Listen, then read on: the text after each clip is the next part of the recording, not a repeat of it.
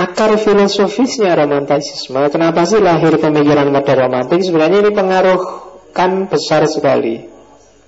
Nah, romantisisme ini kan lahirnya sebagian besar di Inggris dan Jerman. Yang jelas, yang pertama, romantisisme adalah pembalikan dari paradigma objektivisme ke subjektivisme. Dari berpikir atas dasar objek di era pencerahan dibalik menjadi berpikir atas dasar subjek. Katanya romantisisme sains yang berkembang luar biasa itu salah dalam membaca dunia. Kenapa? Karena sains itu membaca dunia secara objektif. Dan membaca secara objektif itu tidak jelas. Kenapa tidak jelas? Karena membaca objektif itu berarti membaca tidak dari perspektif siapa-siapa. Padahal yang namanya manusia, pemahaman, pembacaan itu selalu dari perspektif siapa. Jadi dunia itu kan yang baca manusia.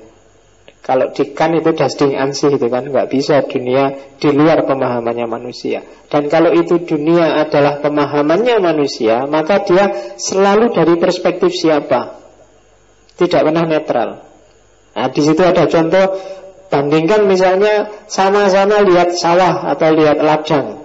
Ada 3 orang, yang satu petani, yang satu pengembang, yang satu seniman. Dunia yang dilihat sama, tapi karena das Ding an sich tadi, sawah yang sejati itu tidak pernah bisa diakses. Pemahaman tentang sawah 3 orang ini pasti sesuai dirinya masing-masing.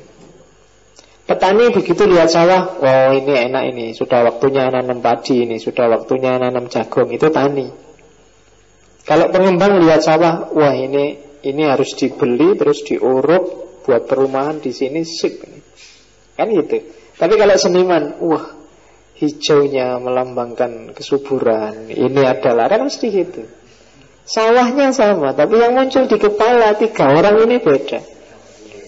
Gitu loh. Kalau mahasiswa mungkin nonton sawah, mungkin terbayang bapakmu kan, alamat ini lulus mesti bali di kandang sawah harus bapak. Kan mesti ngono pikiranmu. Sawah jadi monster yang menakutkan bagimu karena kamu takut kembali ke kampung dan disuruh kerja di sawah. Beda, sawahnya sama, tapi cara orang menangkap sawah beda-beda. Maka realitas dan dunia itu selalu dari perspektif siapa, tidak pernah dari perspektif bukan siapa-siapa. Kadang-kadang yang disebut kemajuan bagi seseorang itu kemunduran bagi orang yang lain.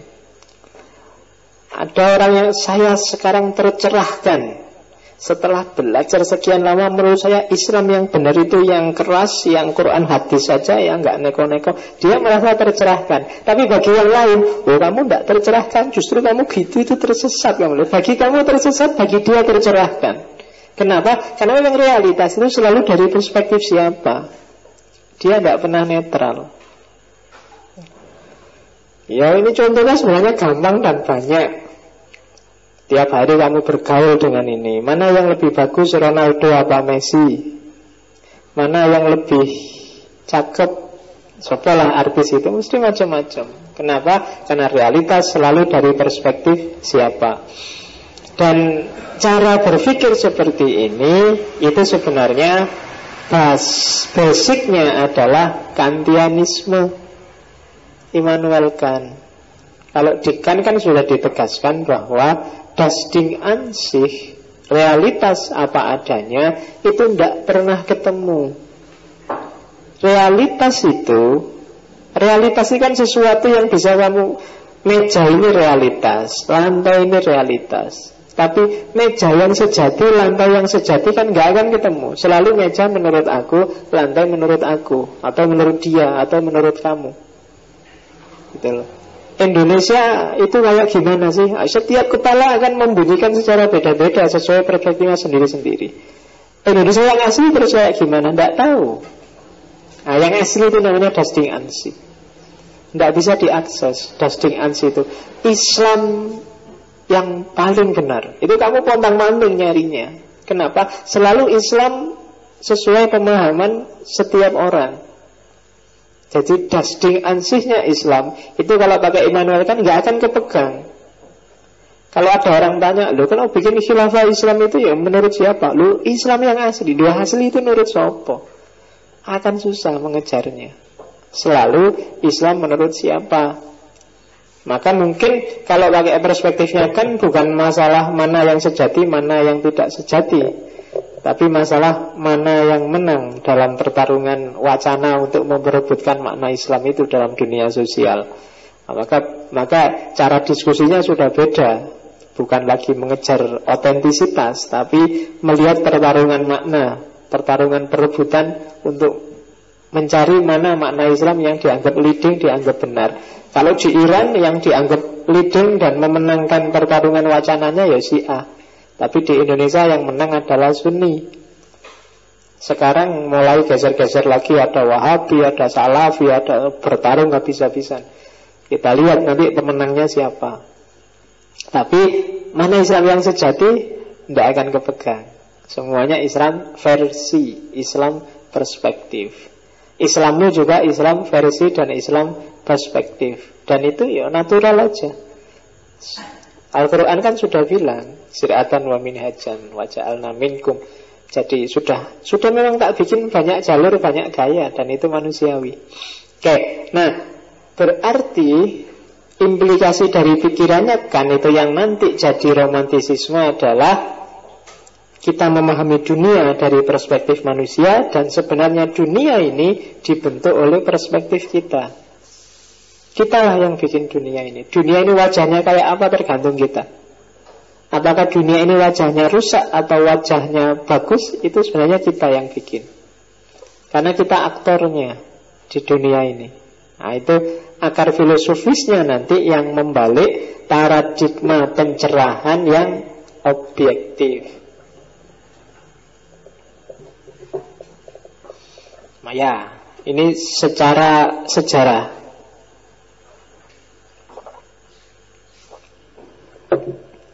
Kita telusuri pelan-pelan dari sejarahnya. Dimulai abad 18, dipuncai abad 19. Sekitar tahunnya sekitar tahun itulah 1790-an, puncaknya tahun 1820-an. Muncul pertama di Eropa Utara, khususnya Inggris dan Jerman. Cuma inspirasinya dari Perancis. Termasuk yang memicu nanti revolusi Perancis, perangnya Napoleon, revolusi Amerika juga sebenarnya ikut berpengaruh. Kemudian catatan lagi, gerak. Jadi romantik itu dia sebuah mode berpikir, tapi di awal kemunculannya sebenarnya dia sebuah gerakan. Dan dia ada di hampir semua bidang, bahkan termasuk politik. Yang kita kenal misalnya hari ini sebagai sosialisme misalnya, atau sebagai nasionalisme, itu sebenarnya anaknya gerakan romantik. Makanya nanti di antara aliran-alirannya romantisisme ada namanya nasionalisme romantik. Karena memang kalau saya ngomong nasionalisme itu cara bicaranya pasti model romantik. Right or wrong my country. Cerita kemerdekaan itu kan hampir semuanya cerita-cerita yang romantik. Pangeran Diponegoro, perangnya lama mengalahkan Belanda, Surabaya mengalahkan. Itu kan cerita-cerita yang romantik. Kalau diceritakan secara positivistik tidak enak. Jadi Surabaya digempur habis-habisan oleh Inggris. Akhirnya setelah berapa lama kalah, jatuhlah Surabaya. Itu kan secara positif menurut. Kalau diceritain di akhirnya kalah kan nggak enak. Tapi kalau cerita bagian romantiknya, meskipun hanya membawa bambu runcing, anak-anak Surabaya pantang menyerah melawan Inggris, gak ditambahi akhirnya tapi ya kalah juga. Nah itu, tapi gak enak kan kalau ditambahi yang terakhir yang positivistik, yang jelas dan faktual. Tapi ketika sisi romantiknya kan enak. Bayanganmu pokoknya bambu runcing bisa mengalahkan. Kan orang terus kesannya dengan bambu runcing bisa mengalahkan senjata modern. Padahal ya enggak. Siapa yang mengalahkan? Wong yang kalah ya kita. Aslinya ya kalah. Nah, tapi kalau diceritain kalahnya kan enggak enak. Ya diceritain yang dahsyatnya. Diceritain hanya bambu runcing saja. Hanya dengan ini, ya kan selalu gitu. Nah, itu romantik namanya. Nasionalisme kan juga begitu. Indonesia adalah harga mati, Indonesia adalah tempat itu sebenarnya romantik, intonasi romantik. Enggak. Apa kalau nggak ada Indonesia terus kamu nggak hidup? Kan yo sebenarnya negara itu kan belakangan, dia lahir juga belakangan. Kamu tinggal membangkitkan nasionalisme yang mana? Mungkin sekarang karena Indonesia rusak, tidak karu-karuan, ini harusnya Mojopahit ini hidup lagi. Karena kan terus ngono, itu sebenarnya romantisisme, pengen kembali ke belakang. Nah, ini gerakan seperti itu muncul di Eropa Utara tahun 70, abad 18-19. Kerinduannya sama, melihat ini ada revolusi industri yang luar biasa. Orang sudah jadi kapitalis semua, ngejar uang semua, terus ada kerinduan kembali ke era klasik, kembali ke abad tengah, kembali ke mistik-mistik kembali. Dan itulah romantisisme. Oke, asumsi-asumsi, ini asumsi filosofisnya secara umum, ini asumsi pemikirannya ya, bukan asumsi gerakannya. Romantisisme sebenarnya percaya bahwa hakikatnya manusia itu baik. Kayak agama, manusia itu fitrah, suci, hanya saja dia terus jadi rusak oleh institusi bikinan manusia sendiri. Baik itu institusi ekonomi, institusi sosial, institusi budaya, institusi agama, pendidikan, termasuk pemerintah. Kamu itu suci, murni, baik, jadi sampai kayak kamu hari ini. Itu sebenarnya yang merusak kamu. Itu mulai agama kadang-kadang juga gitu, sosial juga begitu, budaya juga begitu, pendidikan kadang-kadang secara gak sadar malah ngerusak kamu, apalagi pemerintah. Jadi kamu itu hancurmu itu gara-gara ikut yang gitu-gitu itu. Makanya jargon besarnya romantisisme yang pertama itu freedom, kebebasan. Bebaskan dirimu dulu dari segala macam institusi itu. Itulah. Jadi kalau sekarang banyak sekali labelmu, banyak sekali topengmu, lepaslah satu-satu. Aku Indonesia dibuang dulu. Bahkan aku Muslim sisihkan dulu. Aku orang Jawa, orang Madura, sampai hanya tersisa satu aja. Aku manusia. Baru setelah aku manusia, kamu kembalikan lagi satu-satu tadi. Islamnya dikembalikan, Indonesianya dikembalikan. Ketika kamu sudah stabil, ketika kamu parameternya sudah aku manusia, nah itu enak sudah. Kamu bisa menyaring Islam masuk, tapi mana ya yang kira-kira institusi Islam yang mau tak ikuti ini, jangan-jangan ada yang tidak manusiawi, mana ya, kan gitu. Institusinya loh ya, bukan Islamnya. Kan sering gitu. Orang sering kebalik. Jadi Islamnya dulu, manusianya belakangan. Padahal fakta namanya Islam, fakta namanya Indonesia, itu kan dunia. Dan kalau itu dunia kan seperti tadi, sebenarnya itu perspektif. Jadi kebalik. Nah, parameter paling dasar itu aku manusia. Jadi rumah besarnya harus aku manusia. Hari ini banyak orang kebalik. Itu yang bikin terus banyak aksi-aksi atas dasar agama, aksi-aksi pemerintahan, aksi-aksi sosial yang sebenarnya kontraproduktif terhadap kemanusiaan. Kenapa? Karena manusianya ditaruh di belakang, padahal manusianya harus jadi dasar. Nah, itu asumsinya romantisisme. Jadi berpikir, berperilaku, bertindak yang paling dasar, nilai yang harus kamu pegangi adalah aku manusia. Baru terus ditambahi segala atribut, segala topeng, segala label yang lain, yang semuanya tidak boleh nabrak dengan prinsip aku manusia. Dan asumsi kedua sebagai implikasi tadi, terus sehingga orang-orang romantik percaya pada kebebasan, percaya pada kesetaraan. Setiap orang itu bebas, setiap orang itu setara. Kapan-kapan kita ngomong filsafat kebebasan, karena dasarnya semua ilmu, dasarnya semua filsafat, dasarnya semua seni itu sebenarnya adalah, termasuk dasarnya semua agama, itu harus kebebasan. Karena bebas itu nanti korelasinya dengan moralitas, korelasinya dengan tanggung jawab, korelasinya dengan estetika. Kalau bahasa Inggris bebas itu ada freedom, ada liberty, ada independent. Masing-masing implikasinya beda-beda. Kalau freedom itu berarti bebas dari, kalau liberty itu bebas untuk, kalau independen itu mandiri, tidak terpengaruh. Untuk bisa freedom, untuk bisa bebas dari, pertama-tama harus independen. Maka proklamasi kemerdekaan itu kalau bahasa Inggris disebut Independent Day. Jadi harus independen dulu, tidak tergantung dulu. Itu syarat pertama. Selama kita masih tergantung, berarti kita tidak akan bisa freedom. Dan kalau tidak freedom, pasti tidak akan bisa liberty. Deliberate kalau bahasa filosofinya. Jadi kalau kita tidak independen, kita masih tergantung pada banyak hal, kita tidak akan bisa bebas dari. Paling tidak kita tidak akan bisa bebas dari ketergantungan kita. Kalau kita nggak bisa bebas dari, maka kita nggak akan bisa bebas untuk melakukan apapun. Freedom for. Jadi bebas untuk, itu liberty, itu kan freedom for. Nah, jadi kalau Indonesia itu masih banyak tergantung, sebenarnya dia belum merdeka. Jadi kalau diputus, sudah tak putus, kamu nggak tak utangin, terus Indonesia itu kolaps, itu berarti dia sebenarnya tidak merdeka. Jadi sampai hari ini mungkin kita sebenarnya belum merdeka. Independen ada belum, apalagi freedom, apalagi liberty. Nah, itu nanti masuk di filsafat kebebasan. Filsafat kebebasan sambungannya nanti filsafat keadilan. Nah, kalau bebas saja belum, nggak mungkin akan ada keadilan. Ya sudah benar, sila keadilan sosial itu paling akhir.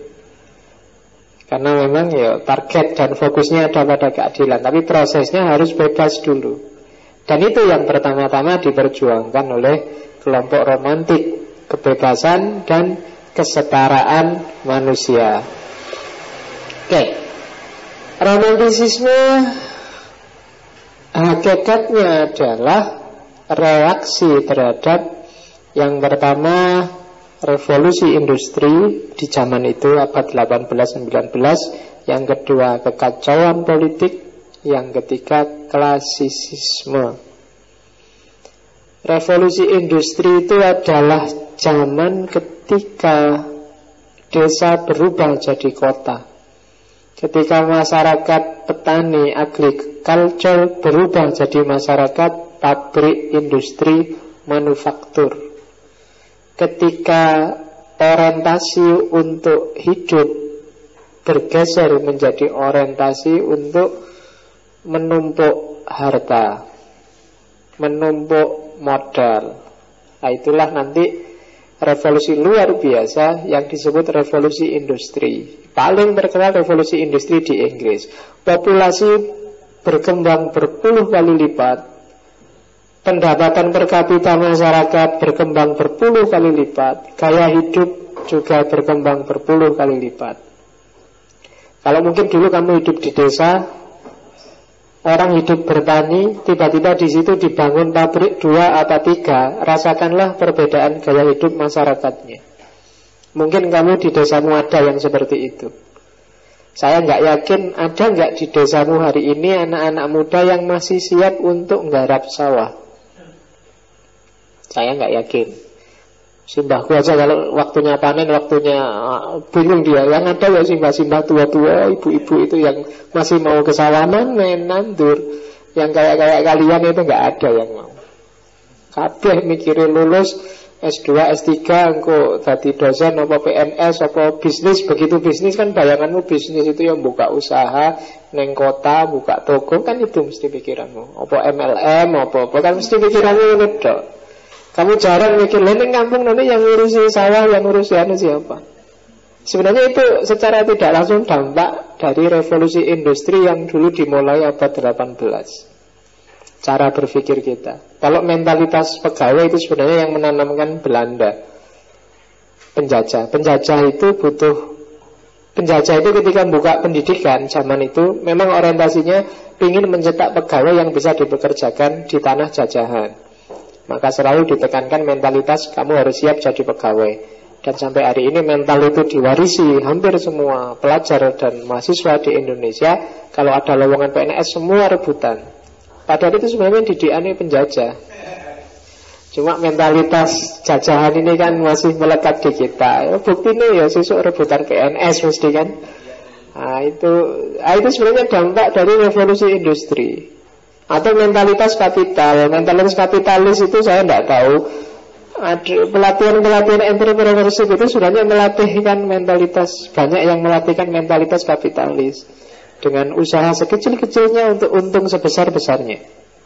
Mentalitas ekonomi kapitalis. Jadi gimana caranya kamu kaya dengan cepat, kan fokusnya cuma ke situ aja. Nah itu sebenarnya itu dampaknya revolusi industri. Hidup jadi nggak nyaman sama sekali. Tidak ada fase menikmati kekayaan. Yang ada adalah fase mengumpulkan kekayaan. Kapan dinikmati? Wong begitu tua ya sik ngurusi pabrik, ngurusi perusahaan. Sampai mau mati juga masih mikir iki penerusnya apa, jangan-jangan anakku gegeran. Nanti nggak sempet ada fase hidup yang namanya menikmati kekayaan, menikmati, nggak ada. Itu sebenarnya diawali oleh revolusi industri. Bandingkan orang zaman dulu.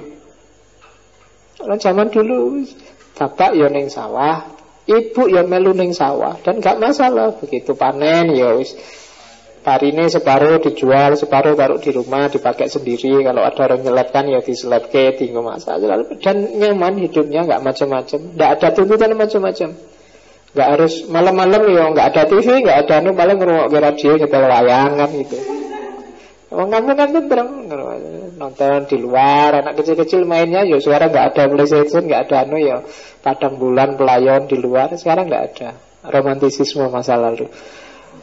Ya, sekarang mainan dolanan anak-anak aja kan sudah dikompetisikan, sudah kalian ngapain? Kalau dikompetisikan ya dia tidak akan hidup lagi kayak dulu. Kalau kepingin dia hidup lagi, bikin space-space terbuka yang nyaman untuk anak-anak main. Kemudian tradisikan, misalnya kalau malam merasa nonton TV, saya sing tua ya lalu metu nongkrong, nanti anaknya otomatis ikut keluar sama bapak ibunya, gitu kan mesti gitu. Sekarang kan enggak, tradisinya hilang. Itu revolusi industri. Ini saya lupa lukisannya siapa. Sebenarnya tentang revolusi industri, bagaimana wajah desa yang berubah drastis jadi kota. Antara tahun 1760 sampai 1830-an. Itu dikenal sebagai revolusi industri. Sebenarnya sampainya itu tidak harus ditulis, karena sampai hari ini masih banyak negara yang sedang mengalami gegar industri. Ini salah satu contoh betapa cepatnya dampaknya revolusi industri. Coba masyarakat tahun Inggris itu tahun 1760-an jumlahnya sekitar 6 juta. 10 tahun setelah itu jumlahnya sudah 21 juta. Populasi meningkat drastis. Di London saja jumlah penduduknya 1750 itu sekitar cuma 500 ribuan orang. 10 tahun kemudian sudah sekitar 3 juta orang. Dan itu pasti semakin lama semakin berlipat-lipat cepat. Dahsyatnya industri. Keluarga petani tahun 750 itu jumlahnya 65%. 10 tahun kemudian merosot drastis jadi cuma 25%. Mungkin hari ini habis. Di barat nggak ada petani, paling untuk makan cuma ngimpor. Indonesia mungkin sedang mengalami yang 25% ini. Makin lama tanah-tanah makin habis, semuanya jadi perumahan. Iya kan? Ketika jadi perumahan, maka selain sumber daya tanahnya habis, sumber daya air juga pasti habis. Mana ada perumahan mau mikir sumber daya air? Yang penting kan dia paling di bor, di artesis, di itu dan itu menghabiskan sumber daya air sekelilingnya. Kalau kamu punya rumah, hati-hati yang dekat perumahan, biasanya sumurnya cepat kering mesti. Karena mesti disedot habis-habisan. Ya itu industri yang diberontak nanti oleh kelompok romantisisme. Kekacauan politik juga jadi sebab. Revolusi Amerika, revolusi Perancis, perang Napoleon. Ini yang memicu. Yang paling dahsyat itu revolusi Perancis, Raja Louis ke-16 zaman itu. Jadi pemerintahan kerajaan, model kerajaan yang diktator, diberontak sendiri oleh masyarakat menengah ke atas. Nanti masyarakat menengah ke atas ini terpecah dua juga yang berontak. Ada kelompok bangsawan, ada kelompok proletar, rakyat biasa. Dalam gelombang pertama yang memimpin nanti kelompok rakyat biasa, tapi terus dikalahkan juga oleh kelompok borjuis, antara lain Napoleon. Dan di Napoleon inilah nanti Perancis jaya, coba bikin perang di mana-mana. Napoleon itu kan sepanjang masa pemerintahannya dia kerjaannya perang terus. Ada sekitar, kalau di sejarahnya 7 atau 8 fase perang, yang hampir semuanya dimenangkan Napoleon kecuali fase-fase terakhir ketika kalah dia di Rusia.